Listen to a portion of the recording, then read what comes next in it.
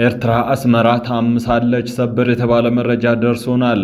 የፌዴራል መንግስት ባለስልጣናትና የትግራይ ጊዜያዊ አስተዳደር እንዲሁም የጸጥታ ኃይል አመራሮች በጦር ወንጀል ተከሰዋል። በአማራ ክልል አደገኛ የተባለ ውጊያ ተደርጓል። ከጦር ግንባር የደረሱንን ሰበር መረጃዎች ይዘንላችኋል። ዛሬ በእንግድነት ወደ ቤታችን የመጣችሁ እንኳን ደህና መጣችሁ ብለናል። ሰብስክራይብ በማድረግ የደወል ምልክቷን በማብራት የቤቱ አባል ትሆኑ ዘንድ በአክብሮት እንጋብዛለን። ላይክና ሼርም አይረሳ። የዛሬውን መጽሔታችን በዝርዝር ወደ እናንተ ማቅረባችንን እንጀምራለን። ጉዞ ወደ አሰብ ተጀምሯል። የሚያስቀረው ምድራዊ ኃይል የለም ተብሏል። ድንበር አካባቢ ፍጥጫው አሁንም ተጠናክሮ ቀጥሏል። የሁለቱም ሀገራት ሜካናይዝድ ጦር በቅርብ ርቀት ተፋጧል። የተለያዩ ዓለም አቀፍ ተቋማትና ዲፕሎማቶች አደገኛ ምድርን ሊያናውጥ የሚችል ጦርነት በቋፍ ላይ እንዳለ የሚያረጋግጡ መረጃዎችን አሰራጭተዋል። ጠቅላይ ሚኒስትር አብይ አህመድ በትላንትናው የፓርላማ ንግግራቸው የተናገሩት ንግግር በአስመራ አደገኛ የተባለ ሽብር ፈጥሯል ነው የተባለው።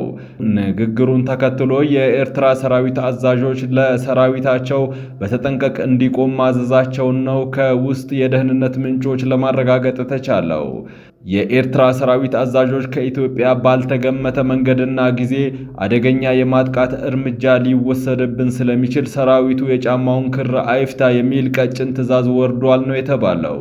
ትላንት አስመራ በሚገኘው የኢሳያስ አፈወርቂ ቤተ መንግስት ከጠዋት ጀምሮ የሀገሪቱ ከፍተኛ ባለስልጣናት ቁጭ ብለው የጠቅላይ ሚኒስትሩን ንግግር በቴሌቪዥን ተመልክተዋል። ጠቅላይ ሚኒስትር አብይ አህመድ ኢትዮጵያ ኤርትራን የመውረር ፍላጎት የላትም፣ የባህር ጉዳይ ግን የህልውና ጉዳይ ነው ብለዋል። ብልጽግና ኖረም አልኖረም፣ ይህ ፓርላማ ኖረም አልኖረም፣ የባህር በር የማግኘት ጉዳይ የኢትዮጵያ ህዝብ የህልውና ጉዳይ ነውም ብለዋል። ብዙ ቁጥር ያላት ሀገር በ40ና 50 ኪሎ ሜትር ርቀት ላይ የባህር በር ልትነፈግ አይገባምም ያሉ ሲሆን ሁሉም የዓለም ሀገራት ጥያቄያችን ተገቢ መሆኑን ተረድተውናል ብለዋል።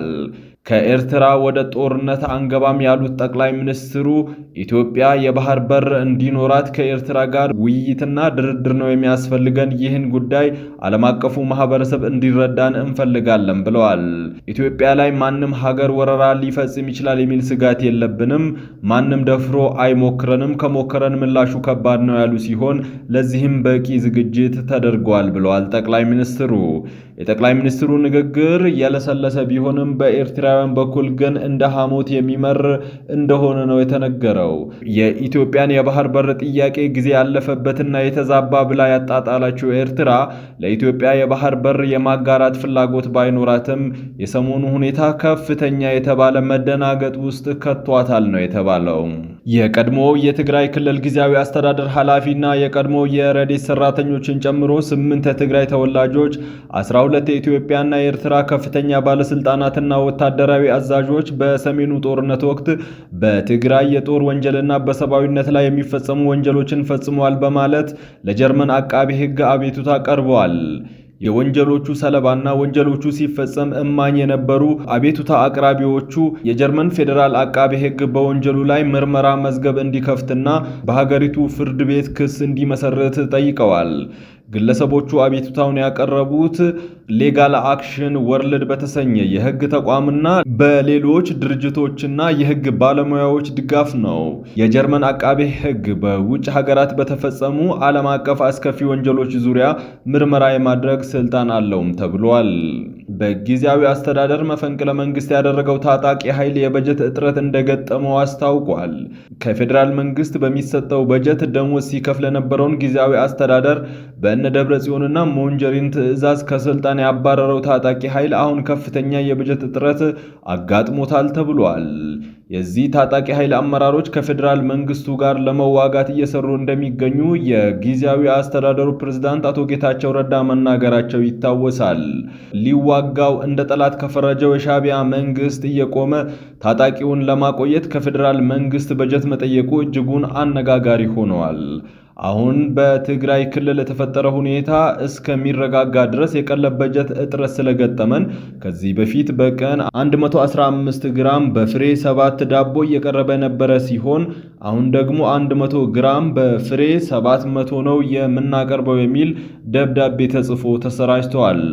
አቶ ጌታቸው ረዳ ከሰሞኑ ለአንድ ሚዲያ እንደተናገሩት ላለፉት 2 ዓመታት ለህወሓት ታጣቂዎች ቀለብ ብቻ ከ7 ቢሊዮን ብር በላይ ወጪ ማድረጋቸውን አስረድተዋል።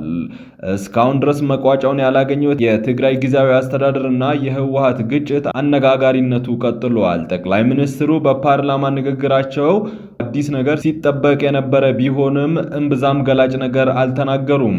ከጠቅላይ ሚኒስቴሩ ንግግር ለመረዳት የተቻለው ልዩነታቸውን ለማጥበብ መስማማታቸው ነው። ጠቅላይ ሚኒስትሩ የሰዎች ለውጥ ሊደረግ ይችላል፣ ጊዜያዊ አስተዳደሩ እስከ ቀጣይ ምርጫ ድረስ ይቀጥላል ማለታቸው አቶ ጌታቸው ረዳን ከስልጣን ለማንሳት መወሰኑን ጠቋሚ ነው ተብሏል። አቶ ጌታቸው ረዳ በፌዴራል መንግስት የመንግስት ኮሚኒኬሽን ሚኒስትር ሆነው ሊሾሙ እንደሚችሉ ጠቋሚ መረጃዎች ተገኝተዋል መባሉን ይበልጥ ያጠናክረዋል ተብሏል። የኮማንዶ ክፍለ ጦር ለሰላም አልገዛም ባለው የፋኖ ታጣቂ ኃይል ቡድን ላይ እርምጃ ወስደናል ሲል መከላከያ ሰራዊቱ ገልጿል። የኮማንዶና የአየር ወለድ እዝ ክፍለ ጦር በኤፍራታና ግድም ወረዳ ዳጉች የሚባል አካባቢ በመመሸግ ህዝቡን ሲዘርፍና ሲያሰቃይ በነበረው ታጣቂ ቡድን ስብስብ ላይ በወሰደው እርምጃ በቅጽል ስሙ ቀጭኔ በመባል የሚታወቀው የቡድኑ ከፍተኛ አመራር ከነ አባላቱ ጭምር በመደምሰስ ቀሪዎቹን መማረክ ችለናል ይላል መከላከያ ሰራዊቱ ያደረሰን መረጃ። እዙ በታጣቂ ኃይሉ ላይ በወሰደው እርምጃ የታጣቂ ኃይሉ አባላትን ጨምሮ ከህብረተሰቡ የተዘረፉ አንድ አይሱዚ ተሽከርካሪ፣ የተለያዩ አይነት መሳሪያዎችና ተተኳሾች በቁጥጥር ስር መዋላቸውን ገልጿል። መከላከያ ሰራዊቱ የኮማንዶ ክፍለ ጦሩ ምክትል አዛዥ ኮሎኔል አበበው ሞላ ኦፕሬሽኑ የተፈጸመው በተጨባጭ መረጃ ላይ ተመስርቶ መሆኑን ገልጸው ቡድኑ በኦፕሬሽኑ ብቻ ሳይሆን በሌሎች በተከታታይ በተወሰዱበት እርምጃዎች አከርካሪው ተሰብሮ አለኝ የሚለው መዋቅሩ ፈራርሶ የፌስቡክ አርበኛ ብቻ ሆኖ ቀርቷል ብለዋል። የሬጅመንት አዛዥ ሻለቃ ተስፋዬ በላይነህ፣ ሻለቃ ግዛቸው ዘሪሁንና ሻምበል ግዛቸው ጊሎ ግዳጁ የተፈጸመበት አካባቢ የተፈጥሮ መሰናክል የበዛበትና ለሰራዊቱ አመቺ ያልሆነ መልካም ምድር ቢሆንም ሰራዊቱ ፈታኝ የነበረውን የተፈጥሮ መሰናክል ሁሉ በማለፍ ስኬታማ ስራ መስራት ችሏል ብለዋል።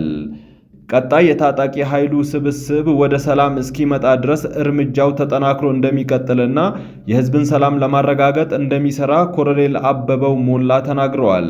ዘገባውን ያደረሰን የክፍለ ጦሩ የሰራዊትና ስነ ልቦና ግንባታ ነው። ራሱን የአማራ ፋኖ ብሎ የሚጠራው ታጣቂ ኃይል በፊናው ዘመቻ አንድነት በሚል ያወጀው ዘመቻ ዛሬ 3ኛ ቀኑን መሆኑን ገልጾ በመንግስት የጥምር ጦር የጸጥታ ኃይል አባላት ላይ ጥቃት በመሰንዘር የጸጥታ ኃይል አዋጊዎችንና ተዋጊዎችን እንዲሁም የመንግስት ባለስልጣናትን መግደሉን ገልጾ የተለያዩ ከተማዎችን መቆጣጠሩንም አስረድተዋል። ራሱን የአማራ ፋኖ በጎጃም ብሎ የሚጠራው ታጣቂ ኃይል በቡሬ አካባቢ ከ7000 በላይ ኩንታን የአፈር ማዳበሪያ መዝረፉንም የፋኖ ምንጮች ዘግበዋል። ክቡራትና ክቡራን ተመልካቾቻችን የዛሬው መጽሔታችን በዚህ አብቅቷል።